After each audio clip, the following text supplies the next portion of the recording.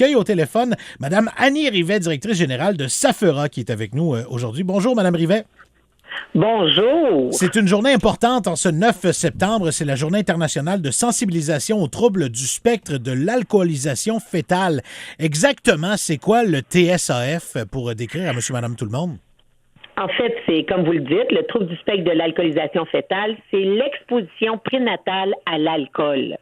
Voilà, en simples mots. Donc, c'est pour me donner plus de détails sur ce que c'est, parce que, tu sais, est-ce que ça se développe comment? C'est quoi exactement ce truc-là?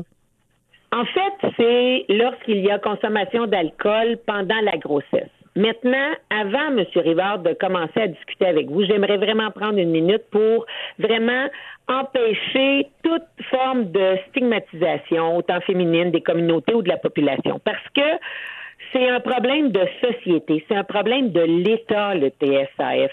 Il y a 4% de la population canadienne qui pourrait être atteinte du TSAF. C'est plus que le TSA, c'est-à-dire le trouble du spectre de l'autisme, la trisomie 21 et la paralysie cérébrale combinées ensemble. Mais ça se manifeste comment pour qu'on ait une idée là, de ce que c'est ce trouble-là? Des manifestations, en fait, je pourrais pas vous en dire comme ça nécessairement, parce qu'il y en peut avoir 428 comorbidités qui peuvent être associées à ça. Une médecin de l'Ontario, Mme Sveltana Popova, a fait justement des études là-dessus. Ce qu'on n'a pas au Québec, justement, pour nous aider à comprendre mieux les effets de l'alcool durant la grossesse. On sait qu'un verre d'alcool, il n'y a pas de filtre qui va empêcher l'alcool de se rendre au fœtus. Il s'en va directement et il peut prendre jusqu'à 24 heures avant de se résorber. Mais on a entendu il ne faut pas faire une tollée non plus, M. Rivard. Mais Madame Rivet, on a souvent entendu, puis je vous invite à briser cette phrase-là du mieux que vous le pouvez. On a souvent entendu, ouais, mais là, c'est un petit verre, c'est pas si grave que ça, puis on remplira pas ta coupe au complet. Ça a un impact quand même, ça. Ben, en fait, il y a des études, comme en 2022, dans JAMA, qui disent que même un verre, occasionnellement, une fois par semaine, pourrait avoir des traces sur le cerveau en IRM. Maintenant, avant de faire une tollée et la panique, il faut, quand on a consommé de l'alcool puis qu'on découvre qu'on est enceinte, premièrement, d'en parler à son médecin. Parce que, à travers le monde, il y a plus de 40% des grossesses qui sont non prévues.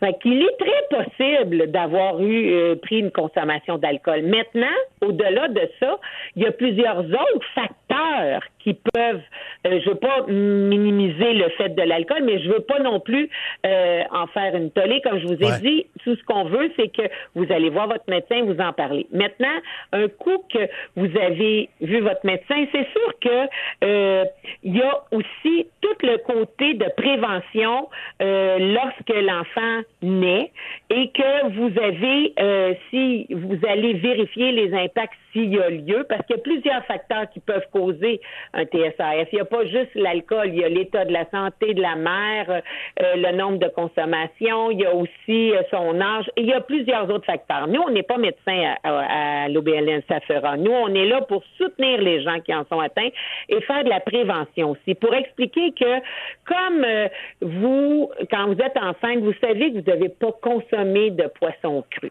Hein, parce que ça peut faire la listériose, des maladies comme ça, le fromage au lait cru, bon, tout ça. Mais quand on est enceinte, est-ce que la communauté, les personnes qui vous entourent, les médecins qui vous suivent, vous parlent, vous posent des questions sur votre consommation d'alcool? Monsieur Rivard, ça prend un village pour éduquer un enfant. Ça prend une société, une population québécoise qui soit informée. Hein? Quand la population québécoise est informée, elle est capable de prendre des décisions judicieuses. Elle est capable de soutenir les gens autour d'eux. Donc, c'est pas nécessairement le cas qu'est-ce qui se passe au Québec, parce que si les Québécois sont au courant d'une situation, sont capables d'avoir un jugement critique. Et il y a le programme Agir tôt qui fait qu'on peut aider les enfants qui sont atteints du TSAF en prévention. Mais quand ils arrivent à l'école, hein, le trouble du spectre de l'autisme, lui, il y a du soutien dans les écoles de TSA. Mais le TSAF, il n'est pas reconnu au Québec. Donc, c'est les comorbidités. Comorbidités, c'est-à-dire des troubles potentiels associés à l'exposition prénatale à l'alcool. Ça Mais, veut pas dire Madame que si Rivet, on a un trouble, on est nécessairement PSAF. Le temps file, là, mais rendez-vous sur le site Internet de Safera. Il y a une belle trousse qui vous permet d'avoir plus d'informations. Merci beaucoup d'avoir pris le temps de nous parler aujourd'hui. Oui. Puis je le comprends que c'est pas d'être dans la remontrance envers tout le monde, mais c'est de prendre ses responsabilités puis d'aller s'informer là-dedans. Je trouve ça bien intéressant. Bougez pas, on revient avec la suite du retour de Rivard dans quelques instants.